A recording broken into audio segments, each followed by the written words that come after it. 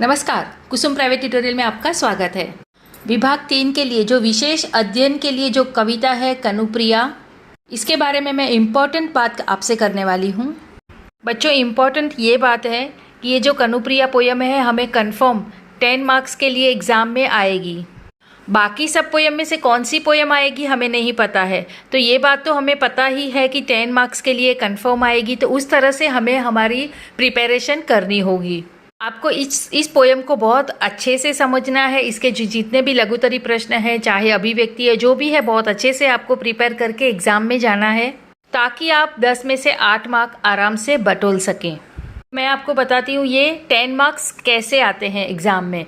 तो पहले कृति 3 होता है पेपर के अंदर, वो आकलन कृति होती है जो 2 मार्क के लिए पूछी जाती है। इसमें कोई भी शॉर्ट एक आंसर आपको पूछते हैं। और सेकंड होता है शब्द संपदा, वो भी 2 मार्क के लिए पूछा जाता है और इसके अंदर आधे आधे मार्क के लिए 4 क्वेश्चन पूछे जाते हैं। इसके बाद है इसके क्वेश्चन थर्ड होता है, ये अभिव्यक्ति के लिए प्रश्न होता है और ये 2 मार्क के लिए पूछा जाता है। और प्रश्न आ है जो लघुतरी प्रश्न है, ये 2 हमें प्रश्न पूछते हैं। बहुत अच्छी बात है, 2 में से आपको एक ही आंसर लिखना होगा और वो भी एक आंसर हमें 4 मार्क के लिए पूछा जाता है। हमें कनुप्रिया पोयम को बहुत अच्छे से प्रिपेयर करना होगा। आपकी सुविधा के अनुसार मैंने अलग अलग वीडियो डाले हुए हैं ताकि आपको जिसकी रिक्वायरमेंट हो उतना ही आप वीडियो देखें और आपका टाइम पास ना हो। 5 पेजेस की जो पोयम है वो मैं 5 मिनट में आपको समझाने वाली हूँ। इसके अंदर अलग अलग 4 पार्ट दिए हुए हैं। तो हम फर्स्ट पार्ट है वो हम समझते हैं सेतु में। यहाँ पर राधा कान्हा को कहती है कि तुमने मेरा सहारा लिया और सहारा लेकर तुम शिखर तक पहुँच गए, अर्थात तुम महानायक बन गए। नेक्स्ट है अमंगल छाया। अमंगल छाया के अंदर जो राधा है वो अचेतन मन वाली राधा है, वो अपने आप से बातें करती है। अपने आप से बातें करते हुए कहती है कि जो कृष्णा है वो 18 औक्षणी के साथ युद्ध में भाग ले रहे हैं, तो हे बावरी तू उनके रास्ते से हट जाना, क्योंकि उनके जो सिपाही हैं वो तुम्हें नहीं पहचानते हैं, तो उनके लिए दुखी मत होना। इस तरह से वो अपने आप को समझाती है। और साथ में ये भी अपने आप से कहती है, कृष्णा ने तुम्हारे साथ जो अपने गहरे तन्मयता के जो क्षण हैं वो बिताए हैं तुम्हारे साथ, उन क्षणों को अभी कृष्णा भूल चुके हैं। क्यों? क्योंकि वो महाभारत युद्ध के लिए निकल गए हैं। हे बावरी, तुम्हें तो गर्व होना चाहिए कि तुम्हारा जो प्रेमी है जिसके पास 18 औक्षणी सेनाएं हैं। चेतन मन वाली जो राधा है वो अपने आप को समझाती है। यहाँ पर राधा कनु से कहती है, प्रश्न पूछती है कि क्षण भर के लिए मैं स्वीकार भी कर लूं कि तुम्हारा महाभारत का जो युद्ध होने वाला है वो पाप पुण्य के लिए, धर्म अधर्म के लिए, न्याय दंडता तथा क्षमा और शील के लिए होने वाला है, तो मैं इसमें क्या करूं? ये प्रश्न करती है और कहती है, मैं तो तुम्हारी बावरी मित्र हूं, मुझे सब युद्ध ये व्यर्थ लगते हैं, बेकार लगते हैं, ये निरर्थक लगते हैं। इस युद्ध की वजह से कितने लोगों की मृत्यु हो जाती है, युद्ध में कितनी पत्नियों के पति चले जाते हैं, कितने माँ के बेटे भी चले जाते हैं। और जो ये युद्ध उत्तर दिशा में हो रहा है वहाँ पर चारों ओर गिद्ध जो हैं वो दिखाई देते हैं। और आगे कनु को कहती है कि कनु, तुमने अर्जुन को जो युद्ध के लिए जितना अच्छे से समझाया था, युद्ध की जो सार्थकता समझाई थी, उसी तरह मुझे भी तुम समझाओ ना, उसी भावनाओं के गहरे क्षण भी मुझे भी समझाओ ना। इस तरह से अनेक प्रश्न करती है। लास्ट है शब्द अर्थहीन। राधा कहती है कि तुम कर्म, स्वधर्म, निर्णय, दायित्व जैसे जिन शब्दों को कहते हो ये मेरे लिए अर्थहीन है, ये मेरे लिए व्यर्थ है, मुझे इसमें कुछ समझ में नहीं आता है। जो शब्द हैं ये शब्द मेरी समझ में नहीं आते, पर जब तुम ये शब्द बोलते हो तब मैं प्रत्येक शब्द को अंजूरी बनाकर मैं बूंद बूंद पी रही हूँ, ऐसा मुझे लगता है। और तुम्हारे जादू भरे होठों से शब्द रजनीगंधा के फूलों की तरह जर रहे हैं, एक के बाद एक के बाद एक। मुझे ये शब्द राधन राधन राधन के रूप से सुनाई देते हैं। तुम्हारे द्वारा कहे जाने वाले शब्द असंख्य है, उनकी गणना नहीं की जा सकती, पर मेरे लिए उनका अर्थ केवल एक ही है, मैं केवल मैं।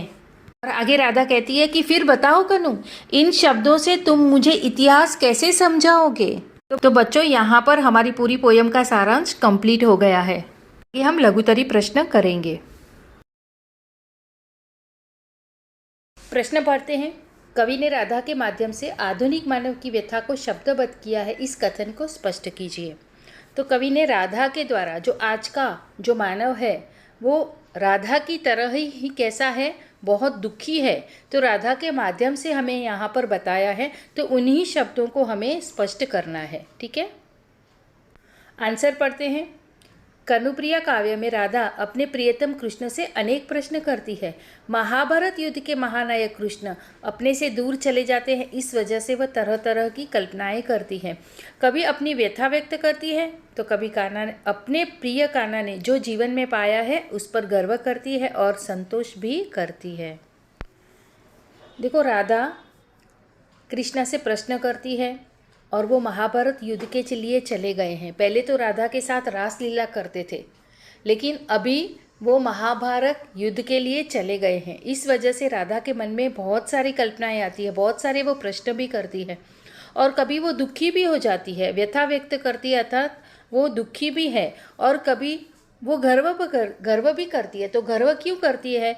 क्योंकि कान्हा सबका प्रिय है, सब लोग कान्हा से प्रेम करते हैं, इस वजह से कान्हा के लिए उसके मन में गर्व भी है और कभी कभी वो कान्हा के लिए संतुष्ट भी होती है। देखो बच्चों, यहाँ व्यथा केवल राधा की नहीं, आधुनिक मानव की भी व्यथा है। तो किस तरह से आधुनिक मानव भी व्यथा से भरा हुआ है, वो दुखी है, वो हम देखते हैं। आधुनिक मानव भी इसी तरह जीवन की लड़ाई में प्रेम को, भावनाओं को कुचलकर आगे बढ़ना चाहता है, परंतु शिखर पर पहुंचने पर उसे सब कुछ निरर्थक लगता है, बेकार लगने लगता है और रिश्तों की डोर छूटने लगती है। जैसे कृष्ण ने राधा का सहारा लेकर वो आगे बढ़े, महानायक बने, इस तरह से जो आधुनिक मानव है वो भी क्या करता है, दूसरे की भावनाओं को नहीं समझता है, उनको कुचलकर वो आगे बढ़ता है। वो आगे तो बढ़ जाता है, शिखर पर पहुंचता है, अर्थात वो जो चाहता है वहाँ तक वो पहुँच जाता है, लेकिन उसके बाद में उसको पता चलता है कि ये मैंने जो सब कुछ किया वो क्या था, निरर्थक था, बेकार उसको लगने लगता है और इसकी वजह से रिश्तों की जो डोर थी वो उसके छूटने लगती है, अर्थात उसके जो रिश्ते थे वो रिश्ते सारे उनसे दूर हो जाते हैं। दुनिया में अहंकार, स्वार्थ की वजह से कोमल मनोभाव को कुचलकर लोग आगे बढ़ रहे हैं। तो लोग आज कैसे हो गए हैं, जगत में, दुनिया में अहंकारी हो गए हैं, अपने स्वार्थ के लिए कुछ भी वो काम करते हैं, किसी का भला नहीं देखते, सिर्फ अपना ही भला देखते हैं। सत्य यही है कि युद्ध से ही मनुष्य को सुख और शांति छीन जाती है। इस तरह से व्यक्ति के मन में उत्पन्न होने वाली भावना राधा के माध्यम से आधुनिक मानव की व्यथा व्यक्त की है। देखो, इस तरह से सत्य क्या है, युद्ध से कभी किसी का भला हुआ है क्या? नहीं, युद्ध से सारी शांति छिन जाती है। जैसे राधा कृष्ण को कहती है कि जो तुम महाभारत का युद्ध कर रहे हो वो मेरे लिए निरर्थक है, मुझे उसमें कुछ भी समझ में नहीं आता है। और वो कहती है कि कितने जो माँ बाप हैं उनके बच्चे उस युद्ध में मर चुके हैं, कितनी पत्नियां हैं उनके पति भी मर चुके हैं। इस वजह से राधा क्या कहती है कि कभी भी हमें युद्ध से क्या मिलता है, युद्ध से हमें सुख और शांति कभी नहीं मिलती, जो होती है सुख और शांति वो भी छीन जाती है। तो इस तरह से जो आधुनिक मानव है वो भी अपनी सुख और शांति गंवा बैठता है। ठीक है बच्चों, तो ये आपको आंसर अच्छे से समझ में आ गया होगा। मैंने मेरे तरीके से आंसर लिखा है, आप अपने तरीके से भी आंसर लिख सकते हैं। क्वेश्चन पढ़ते हैं। राधा की दृष्टि से जीवन की सार्थकता बताइए। क्वेश्चन क्या है? राधा के हिसाब से जीवन की जो सच्चाई है वो बताइए। तो आंसर पढ़ते हैं। कनुप्रिया आधुनिक मूल्यों का काव्य है। राधा की दृष्टि से जीवन की सार्थकता प्रेम में ही है। प्रेम ही जीवन का आधार है। राधा को लगता है कि प्रेम को त्याग कर युद्ध करना निरर्थक है, व्यर्थ है। युद्ध चाहे बाह्य जगत का हो चाहे बलिदान का हो, इस युद्ध को राधा निरर्थक मानती है, क्योंकि राधा ने सहज जीवन जिया है और उसने चरम तन्मयता के क्षणों में डूबकर जीवन की सार्थकता पाई है। राधा के जीवन की सार्थकता किस में है? तो प्रेम में है। राधा के हिसाब से प्रेम ही जीवन है। राधा को लगता है कि प्रेम को त्याग कर युद्ध करना क्या है? निरर्थक है, व्यर्थ है। युद्ध चाहे बाह्य जगत का हो चाहे बलिदान का हो, राधा मानती है कि युद्ध चाहे बाहर से हो चाहे अंदर से हो, चाहे हम बलिदान देते हैं लेकिन युद्ध ये क्या है, निरर्थक है। ऐसा राधा क्यों मानती है? क्यों? क्योंकि राधा ने तो सहज जीवन जिया है। मतलब राधा का जीवन कैसा था? प्रेममय था, सहज, सिंपल तरीके से उसने जीवन जिया है और उसने चरम तन्मयता के क्षणों में डूबकर जीवन की सार्थकता पाई। अर्थात तन्मयता का अर्थ है भावना। तो राधा ने भावनाओं की क्षणों में डूबकर अपने जीवन की सच्चाई पाई है।